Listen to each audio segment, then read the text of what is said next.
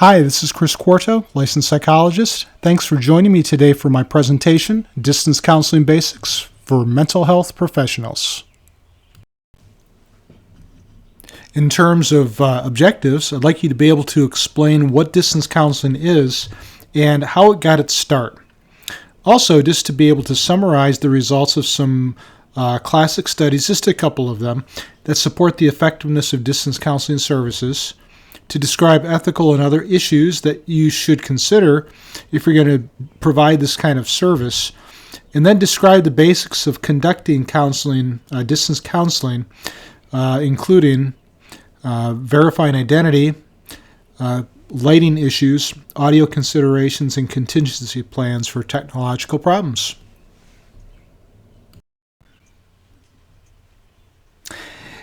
I had a conversation with my wife last week about what life used to be like before the technology revolution.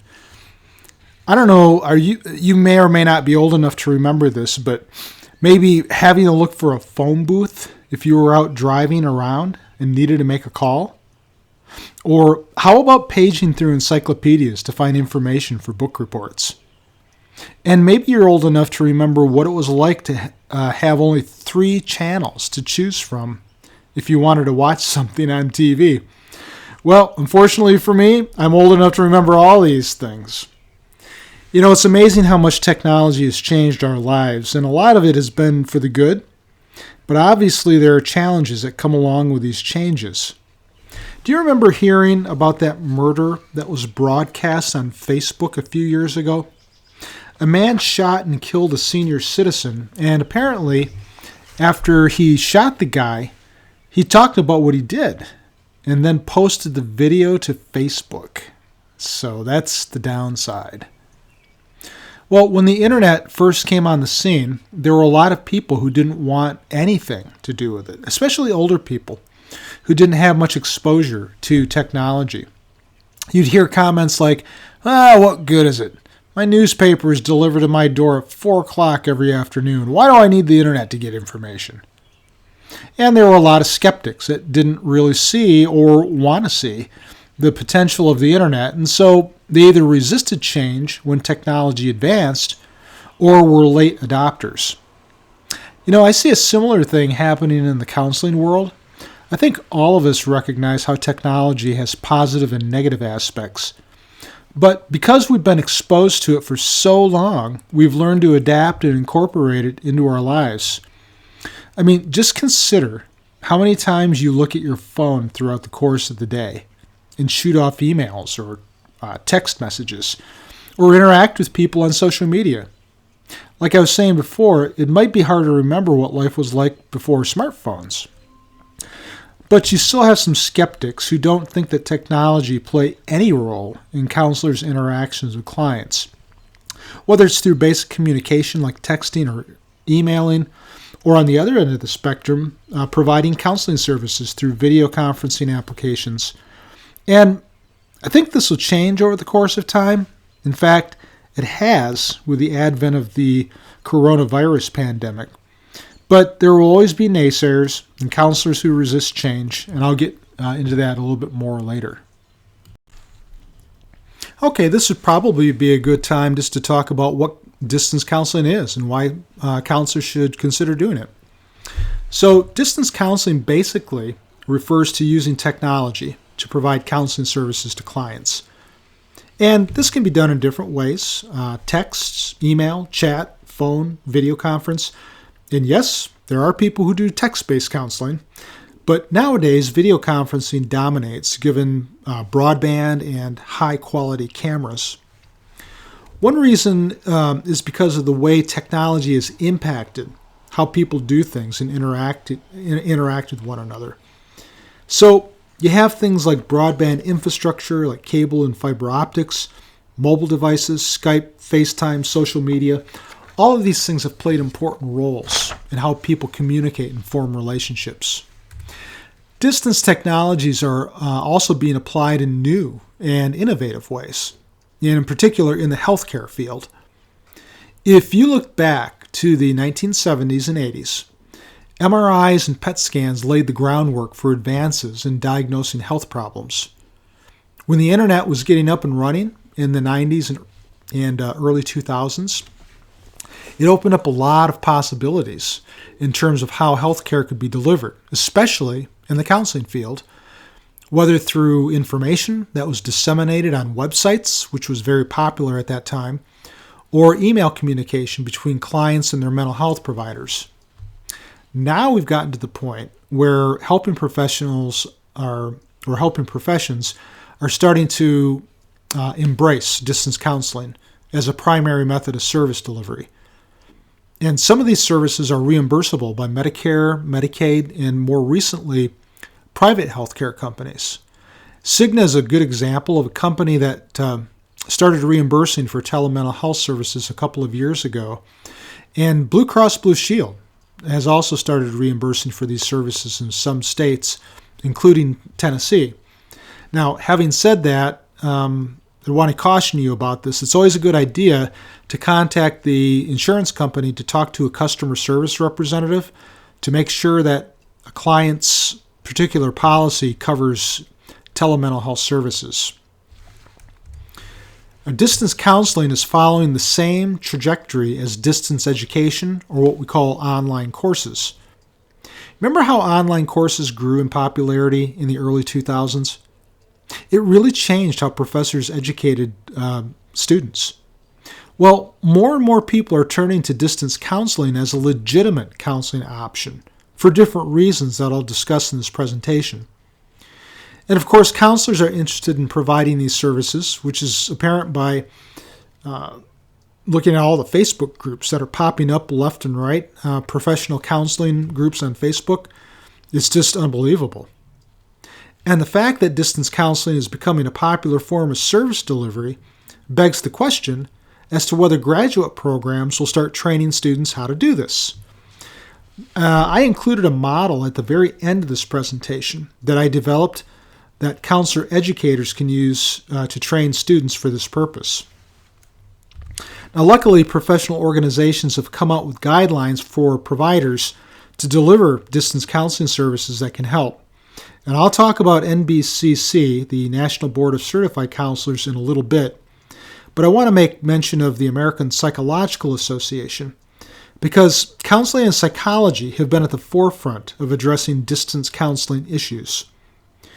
APA found through their workforce studies that telepsychology, that's the phrase they use, was being used on a much more frequent basis than it had previously. Probably because of the sophistication and the technology. And that it made sense to come up with guidelines so practitioners knew the right way to use the technology.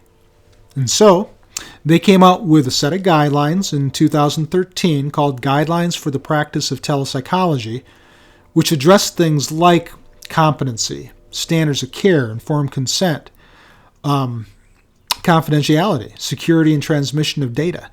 And I'll mention some other ones in a bit.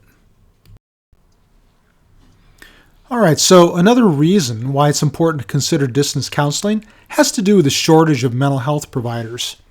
Back in 2016, the Health Resources and Services Administration noted that there was an immediate need for 4,000 mental health providers nationwide, and that people weren't getting the help they needed. And it just wasn't in the rural areas, by the way, where there were shortages. And Thomas and his colleagues noted that 1 in 5 counties in the United States have a shortage of mental health professionals and that people don't get the care they need. Not only because of the distance, but other things, like the lack of affordable transportation, or they can't afford to take time off work because of travel time. And then throw a situation like coronavirus pandemic into the mix and it multiplies the problem by 100. Well, the nice thing about technology is that it eliminates barriers so clients have easier access to services. Let's talk about the trajectory of counseling as a field. Honestly, I think it's important to consider where the counseling field is heading as a whole and how to prepare for the future. And the American Council Counseling Association's 2020 initiative has certainly played an important role in this regard. If you're in the counseling field and have been around for a while, you may know that the Achilles heel of counseling historically has been its lack of unity. You had all these different counselors and titles and rules and regulations across states, and this obviously affected licensure portability. And the whole idea of licensure portability is for one state to automatically recognize another state's licensure. So the idea was to address licensure and scope of practice issues, as well as unify and advance the profession by 2020. And right now, as I'm doing this, we're in 2020.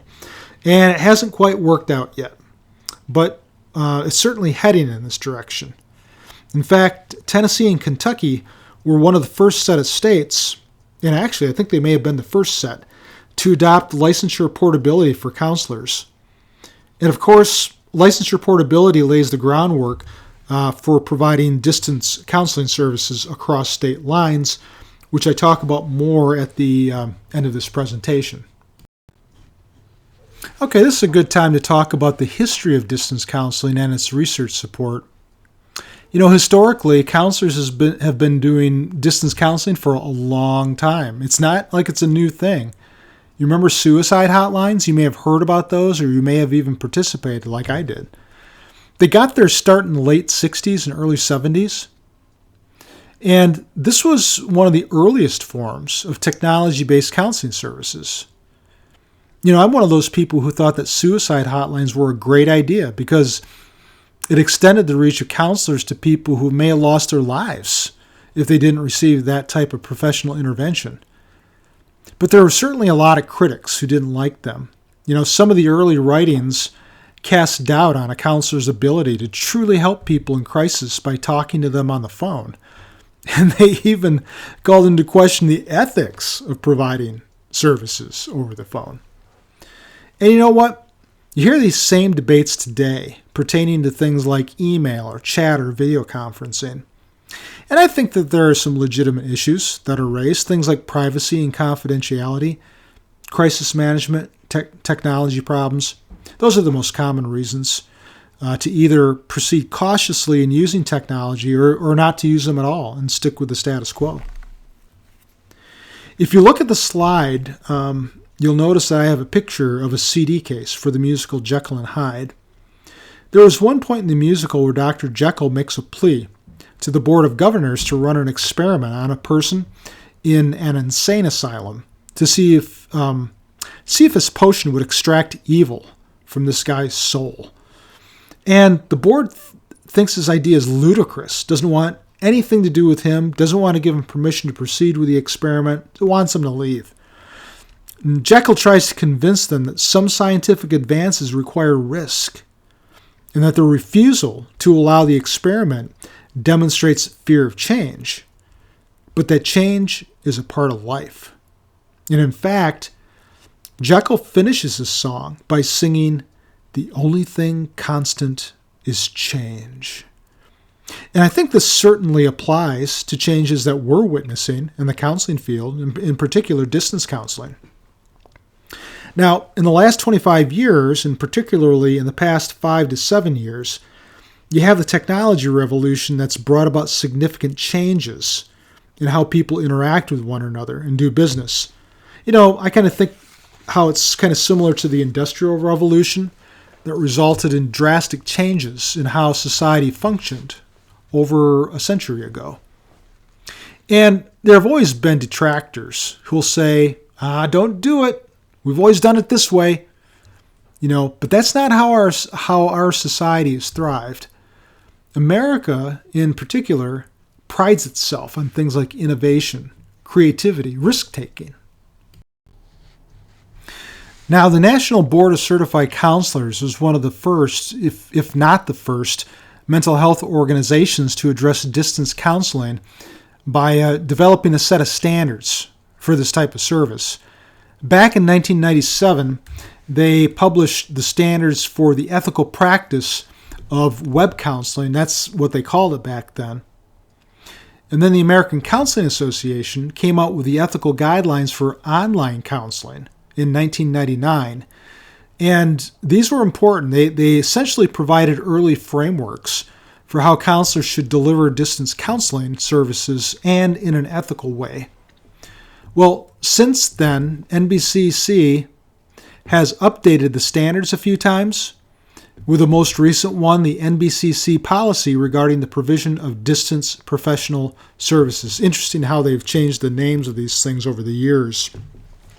And in addition to informed consent and confidentiality, it addresses security issues, verifying the identity of the person receiving services, and social media. Now, I'd like to make brief mention of some of the classic studies pertaining to distance counseling so that you can be confident that there's a research base for doing this kind of stuff. And I'm limiting my comments to video-based distance counseling because that's what you're going to be doing and comes closest to what you're used to, which is in-person counseling. Now, if you look at the research that's come out in the past decade or so, it's clear that distance counseling, and in particular video-based counseling, is very effective. And the easiest way to find out about the effectiveness of distance counseling is to read reviews of the literature. It basically is one article that summarizes a whole bunch of research studies.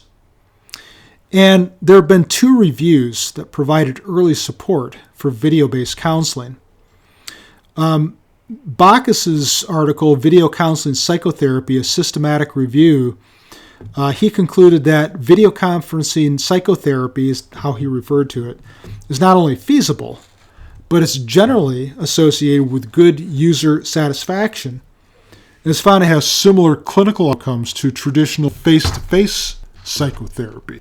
That's pretty impressive. There was a study done by Simpson in 2009 called Psychotherapy via Video Conferencing, and a lot of the studies in her review looked at cognitive behavioral therapy that was delivered via video conferencing to treat disorders like eating disorders, anxiety disorders, and depression. And outcomes were comparable to face-to-face interactions, and likewise, clients were just as satisfied with video conferencing as they were to face-to-face interactions. Although clients in some studies were concerned about confidentiality issues with video conferencing. And finally, there was a report that came out a few years ago, a pretty significant report actually, called 50-State Survey of Telemental/Telebehavioral Health, that noted that clients surveyed have consistently said that telemental health is credible and effective forms of therapy. And studies found little or no difference in client satisfaction as compared with face-to-face mental health interactions and similar treatment outcomes. So it's looking pretty good for distance counseling. Some of those early research studies and newer studies have just confirmed what these studies started out with. Okay, so with all this research support, why the reluctance to embrace distance counseling? Well, just think about it. I mean, what do you think about distance counseling? Maybe you've been dead set against this for years, but have had to reevaluate your position since the whole coronavirus pandemic occurred. Well, let's take a look at this. I think first of all, you have to consider bias. Let's face it, when a lot of us went to graduate school, we were trained to counsel people in a certain way in person. And to suggest that it's not necessary for a client and a counselor to be in the same room with one another to be therapeutically effective is preposterous, if not sacrilegious, right? And not only that, but distance counseling, it's a subpar form of counseling application in comparison to the, quote, real work, unquote, that happens when clients and counselors meet in person. And so distance counseling should only be used as a last resort. Has anything like this crossed your mind? I'm guessing that a lot of counselors had to reevaluate their positions along these lines when the coronavirus experience swept the nation. Many counselors are concerned that it would be too difficult to establish strong human connections with clients, and that they would miss out on nonverbals and other stuff that's important to help clients through the therapeutic process. And what I'd say about that is that there are certainly trade-offs in doing distance counseling, and you have to decide if the cons outweigh the pros in terms of human connectedness. I personally haven't found that to be the case in the work that I've done with online clients. Counselors may feel that there are too many ethical risks involved in distance counseling in terms of confidentiality, security of client information, and maybe even properly managing crises. And of course, there are risks, but you do the same thing for distance counseling that you do for in-person counseling to ensure the best interest of clients by putting ethical safeguards into place. Now, some counselors think that distance counseling is useful for clients who, say, live in remote areas and can't easily access counseling services. And since most clients want in-person counseling, why should they be offered a distance counseling option? Well, that was the thinking when video counseling first came on the scene. And it actually served a really good purpose in that regard. But the new generation, millennials and Gen Zs, grew up with technology and are comfortable with it, and they welcome options that fit their lifestyles, including distance counseling. I also think that counselors are concerned about their own lack of knowledge, education, and training to do distance counseling. And in fact, there was one study that found that only about half of the counselors using telemental health felt as though they were adequately trained. And if I had to guess, this would probably be the number one reason why counselors are reluctant to do distance counseling. A lot of it boils down to fear of the unknown, ignorance, or bias, or maybe a little bit of all three. Okay, now here's the thing. You may be excited about the prospect of doing distance counseling, or at least convincing yourself that it's probably something you need to do or give it a try. But the client may not want anything to do with it, and there are reasons for that. First of all, it's possible that they're just uncomfortable. I think there are plenty of people who just aren't comfortable doing anything like Skyping or FaceTiming, and until a few years ago, I was one of those people. And then throw into the mix having to deal with things like adjusting the volume on their computer, making sure that the camera looks okay, and proper lighting, all that kind of stuff can be very intimidating to clients. There are some clients who don't like interacting with a counselor by video for whatever reason. Maybe they don't feel as vulnerable if they can maintain some anonymity. Maybe that figures into it. Or maybe they don't like the way that they look or don't think the counselor will like how they look. But they're cool interacting by text or email or chat. Those things are okay. And honestly, there are probably some counselors who feel the same way. Video is a lesser form of counseling. Well, this is similar to the bias issue that I mentioned before for counselors. Clients may believe that video contact doesn't provide the same emotional connection as does in-person contact. And so it doesn't really provide the same bang for the buck that in-person counseling does. Of course, the self-fulfilling prophecy can be at play here, so it's important to talk to the client about being open-minded and give it a try for 2 or 3 sessions before they decide whether or not distance counseling is for them. Then there's the awkwardness factor. This one is similar to the uncomfortableness point I made before.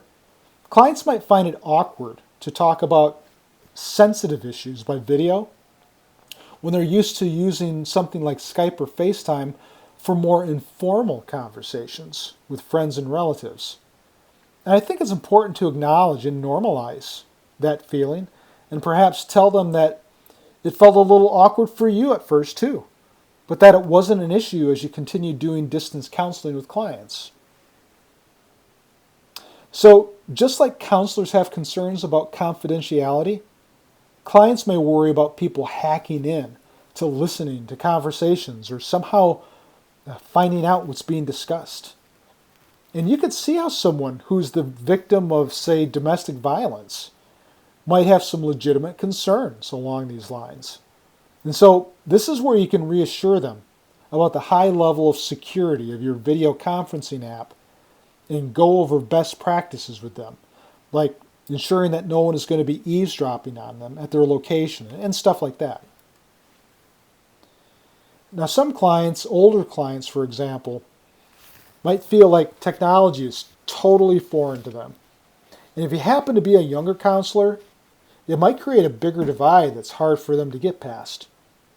Of course, this is where empathy comes into play. So you understand, as best as you can anyway, what they're experiencing and communicate that understanding to them.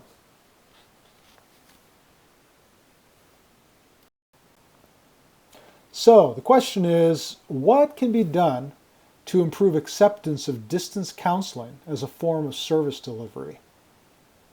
Well, what you're doing right now is an important first step. You're becoming knowledgeable of the approach and research that supports it. And in particular, the mounting evidence that video counseling treatment outcomes are similar to in-person outcomes. Now, being open to the idea that doing distance counseling is sort of like learning how to ride a unicycle after you've ridden a bicycle for so many years. There are similarities in terms of what you do, and they'll both get you to your destination. But it's a matter of being open to learning how to maneuver the unicycle that poses the challenge. And all this starts with checking your biases. So to use the analogy, to stop believing that riding a unicycle is an inferior form of transportation and considering it to be an alternate mode of transportation. Now, one thing I did a couple of years ago was to create 2 videos with a mock distance counseling client, one that addressed her concerns about distance counseling and another one which was a 15-minute mock counseling session. And the idea was if current or prospective clients watch these videos, it will allay their concerns and nudge them to give distance counseling a try. Now, there's a video I wanted to show you on this particular side, and unfortunately I couldn't get it to work. However, I did place the address at the bottom of the video there, so if you wanted to go check that out, and I think it is worth checking out, you could do that. Now, proper training would help too, especially at the graduate level. If counseling students watch videos of experts doing distance counseling, like when I was in school I watched Carl Rogers and Fritz Perls provide counseling services to Gloria, it wouldn't only make it look possible, but it would increase the legitimacy of the approach. And it would be really cool if grad students were properly prepared for the future of counseling by getting some hands-on experience doing this stuff in practicum and internship. Now, in terms of the importance of being trained in distance counseling, not all counselors are interested in doing this. But what's happening, and is going to continue happening, is that consumers are going to drive demand. They'll continue to want and probably expect counselors to deliver services to them that are accessible and conform to how they're used to communicating with computers, tablets, smartphones, so on and so forth. Mayhew argued a couple of years ago, telemental health is increasingly consumer-driven to an extent that it's outrunning professional readiness and opening opportunities for non-professionals, that's not what we want, by the way, to displace counselors in supplying counseling. The health industry, including insurance companies, are steadily responding to patients' demands. So some questions are you required to get trained in distance counseling before you do it? And if so, where do you get it? Well, to answer the first question, training isn't required by most licensure boards, but it's your ethical responsibility to get trained. And most of the training is done online, and it's pretty hard to find hands-on training. But the Telebehavioral Health Institute has a very good comprehensive online training program, and they offer different certificate packages. Now, you can get certified as a board-certified telemental health provider through the Center for Credentialing and Education, which is an affiliate of the National Board for Certified Counselors, which is it's a credential that counselors get to demonstrate that they've met high standards for training in counseling. Well, they developed their own training program. This training program is called the CCE Telemental Health Professional Training Series. And CCE has their own learning management system through which they offer training in 9 areas. And those 9 areas you could see on the next page. So here's the deal. Applicants for the BC TMH credential have to complete all the required modules that you see here, and then take a comprehensive final exam. So you'll see that there's a lot of stuff to learn to do this kind of counseling ethically and responsibly. Now, if you consider doing distance counseling, there's certainly plenty of advantages. I think flexibility is probably the biggest advantage in terms of scheduling. Where you bring your computer to counsel your client, if you have a laptop, things of that nature. You can grow your practice by reaching a niche market. People who specifically seek out online counselors.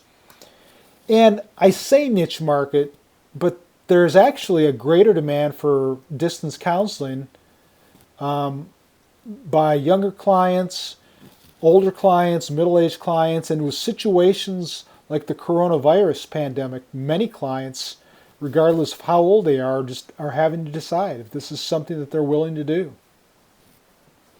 And then overhead can be substantially lower if you do some or all of your counseling from home. There are plenty of advantages of distance counseling for clients. It's a good option for remote areas. For clients who live far away from counselors. Video conferencing offers a really nice option to receive services that they might not be able to get otherwise.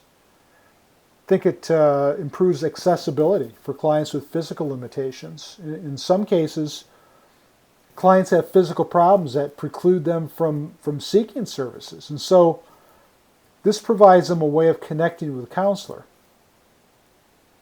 Of course, there's convenience and affordability. For some clients, talking to a counselor is easy as pulling out a phone and opening an app, which is really convenient. And also, they don't have to pay for gas or bus fare to get to their counselor's office. And I think just preference that, some clients simply like the option of being able to talk to a counselor online for whatever reason. Maybe it's a better fit for their personality or lifestyle. Or they have time constraints because of a job and it's easy for them to schedule online appointments.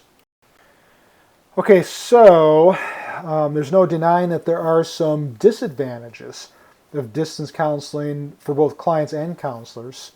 Some insurance companies still don't reimburse for distance counseling, although this has been changing a lot in recent years, and more companies are going to feel pressured to reimburse for these services because of the coronavirus situation and the movement of healthcare in this direction anyway. Cigna and Blue Cross Blue Shield started reimbursing for distance counseling several years ago.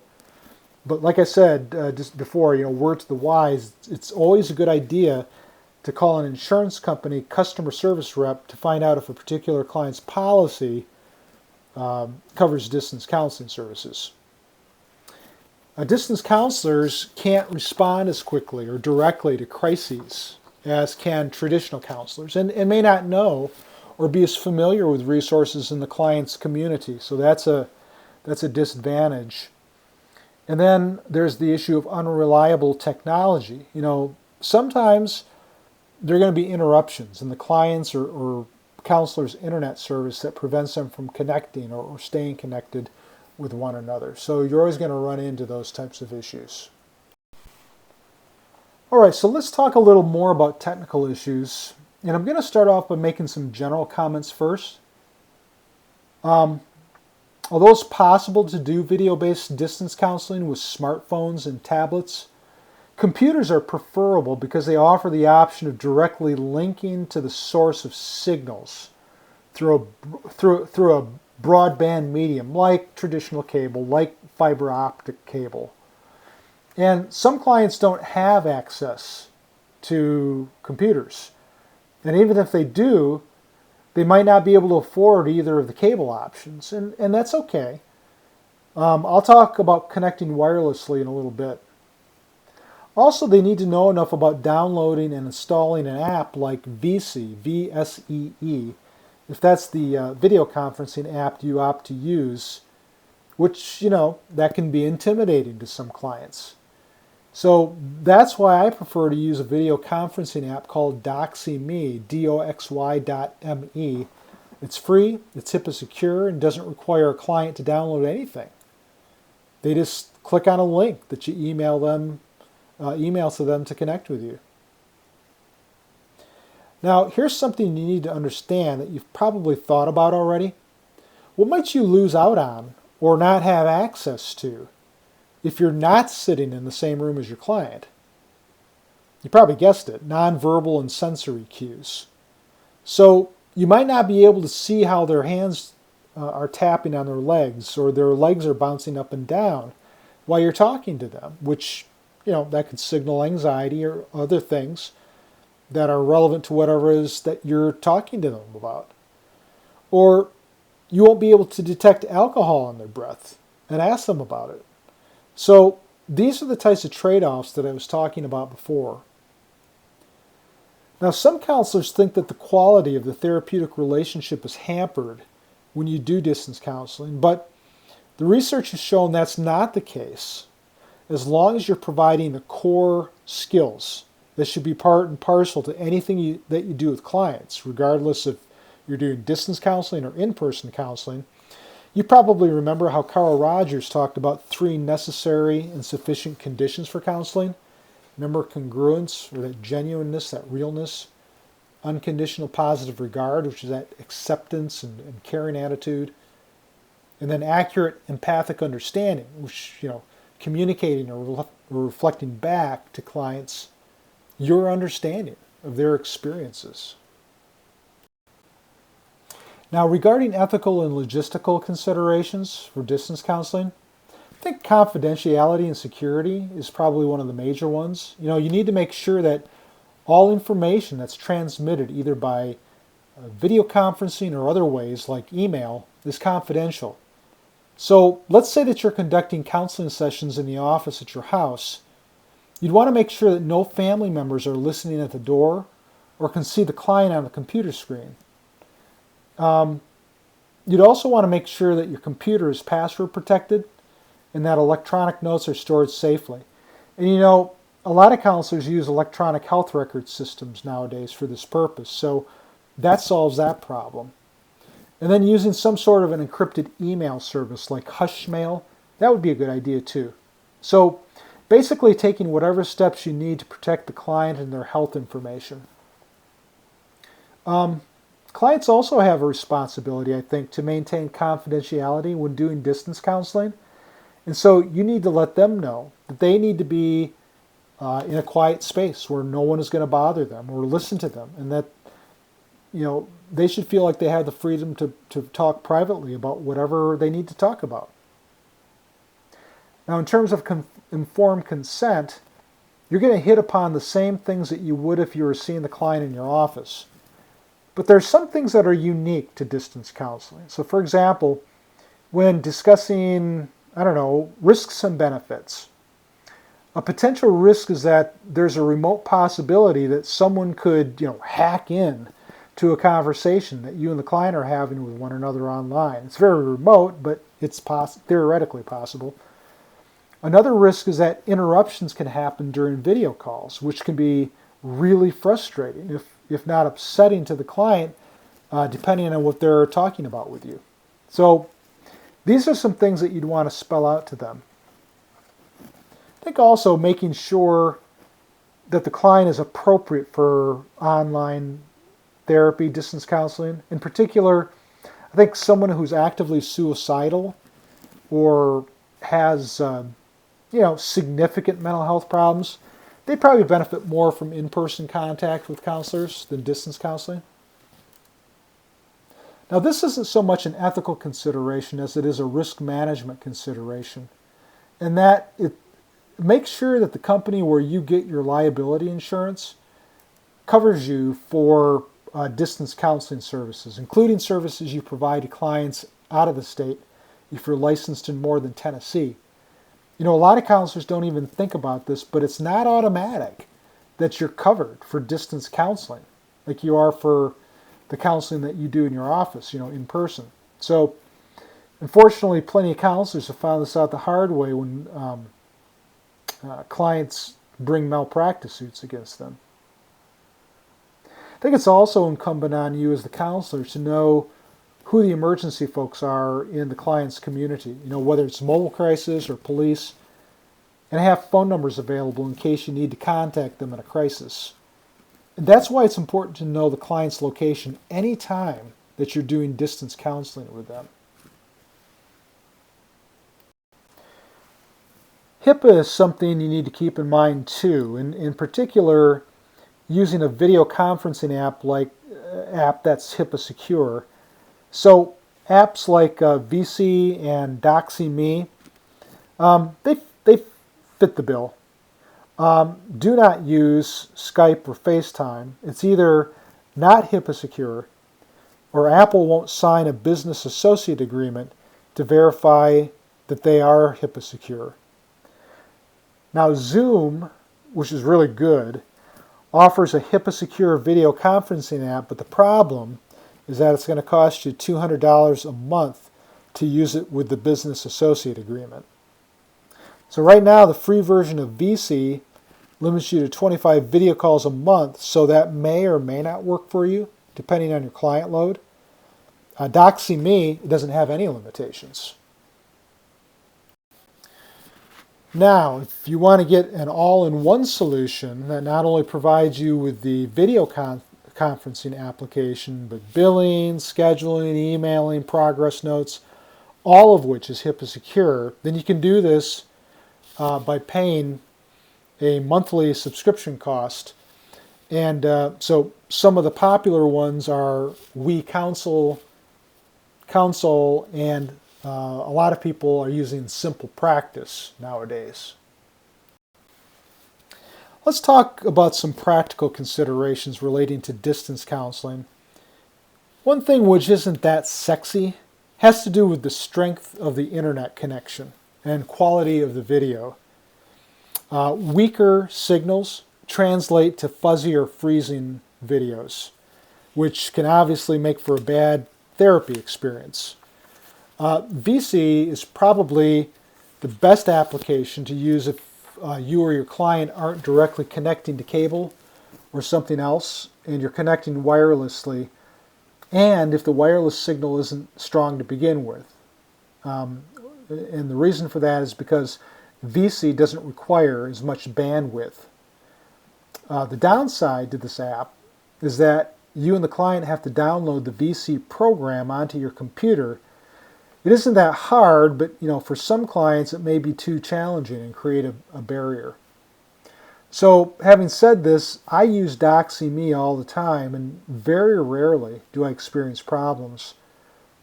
Also, Doxy is a good alternative because the client just clicks on a hyperlink that you email to them ahead of time, and they're good to go.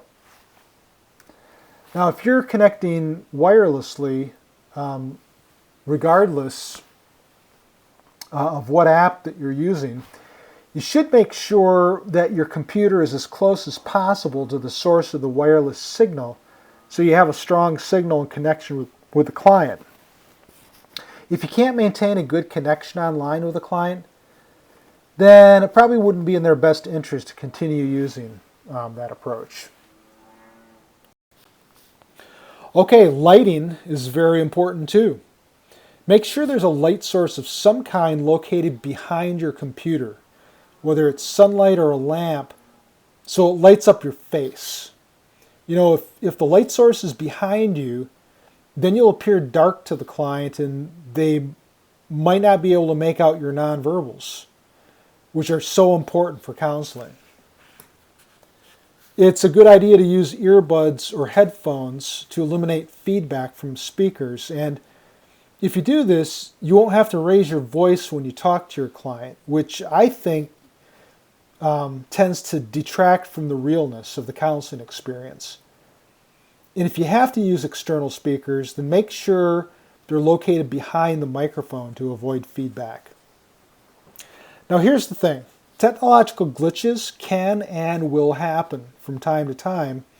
And here I'm talking about frozen screens and the audio or video dropping every now and then. And lots of times this happens because of poor internet connection or low bandwidth, either on your end or the client's end. So one way of dealing with this is to connect your computer directly to the internet with a cable if possible. And if that's not possible, then make sure your computer is as close as possible to the modem so you have a strong wireless signal. And also, make sure that you've closed other applications that are competing for bandwidth, like an email program, or maybe you have another window or browser open. You know, make sure you close them before you start the video call. You know, all these things I'm mentioning, by the way, apply to the client too. So they should be doing these same things. These are just all best practices for doing distance counseling. So a good question is, well, what should you do if the computer screen freezes or your audio or video is consistently dropping? Well, as another best practice, you always want to discuss with the client ahead of time what the contingency plan is if any of these things happen. So for example, you can inform the client during the first session that if any of these things happen, that they should check for any of the things I mentioned before regarding the distance of their computer to the wireless signal, do they have other apps open, all that kind of stuff. And you can also tell them that in these instances you'll stop the video call and you'll try to call them by video again to see if you can reestablish the connection. And if that doesn't work, just use your mobile phones as your backup. One other practical matter is what to do when you start a video call for the first time.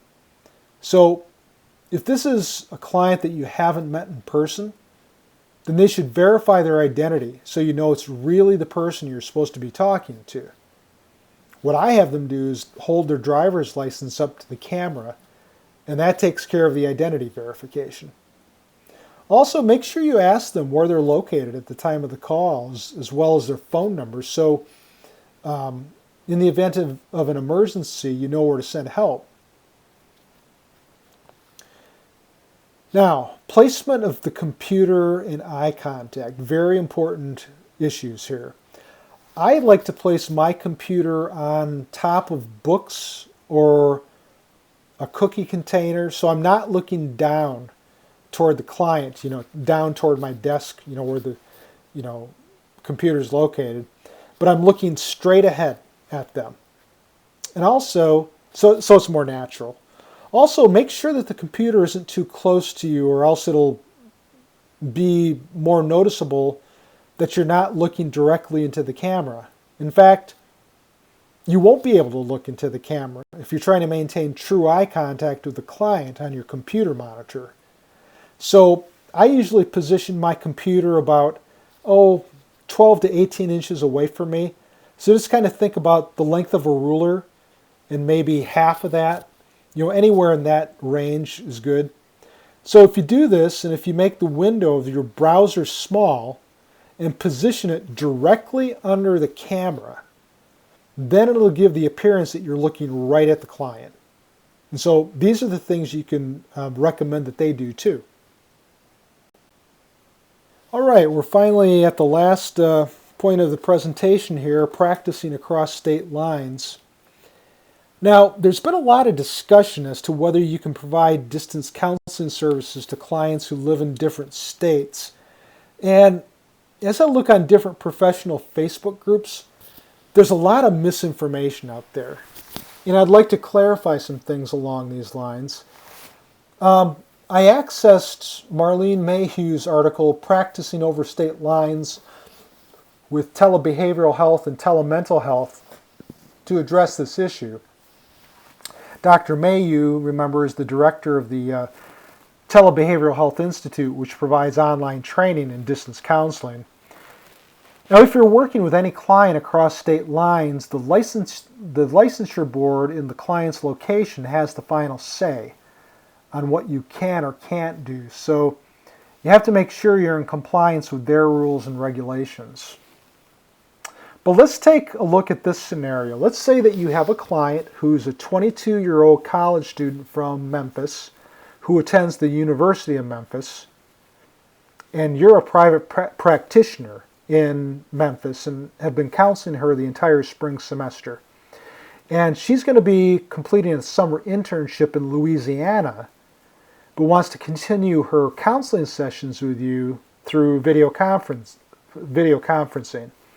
And the question is, where do you need to be licensed if you do distance counseling with her while she's in Louisiana? Well, the answer is Louisiana, because contrary to popular belief, licensure requirements are dictated by wherever the client is located at the time of the video conferencing, as opposed to the client's state of residence. Here's another example, or another scenario. So you've been counseling the student over the spring semester, but at the end of the semester, you move from Tennessee to Arkansas and get licensed there within a week. Amazing, right? The student still plans on completing her internship in Louisiana and wants to continue counseling with you through video conferencing. Arkansas borders Louisiana. Would you be allowed to do this? Well, unless Arkansas and Louisiana have some sort of pact with one another that allows mental health professionals to counsel residents of another state, you wouldn't be allowed to do this. It's still the issue of where the client is located at the time services are rendered. Here's the last scenario. You've been counseling the student in Tennessee, where you're licensed, but you live across the border in Arkansas. The student stays in Tennessee, but you go to Louisiana for a month during a summer to visit family members. Question, would you be able to provide distance counseling services to the student in this case? And most likely, yes, because you're licensed to counsel residents of Tennessee no matter where you're located, unless the licensure board in Louisiana has a specific rule which states that you can't do this, which is highly unlikely. So when you're trying to answer this question about practicing across state lines, the two questions to ask yourself to clarify this matter is, one, where is the client physically located, regardless of their state or residence, at the time distance counseling services are to be provided? And two, are you licensed to provide services in that state? I did want to make mention of the distance counseling training model that I had developed several years ago. And there are actually 4 slides for this. The first slide here, you'll notice that it talks about the first stage being knowledge. And then on this slide, stages 2 and 3, skill and evaluation. Here on this page, on this slide, we have some questions to evaluate the progress that the student is making in terms of distance counseling. On the previous slide at the very bottom, there was a Likert rating scale where you could evaluate the student. And here you would assign ratings to the student, and a student could even assign ratings to him or herself, looking at how well they're doing in terms of delivering distance counseling services. And then on this slide we have stage 4, which is reflection. And basically this is an ever-evolving process where a student will maybe just kind of recycle through these stages of knowledge and skill and reflection and all this kind of stuff throughout the course of their careers and even after they're out of school. So this is something just to consider, and if you want more information about this, feel free to email me at chris.quarto, Quarto, at mtsu.edu, or chris@chrisquarto.com, ChrisQuarto.com. And I appreciate you watching the presentation.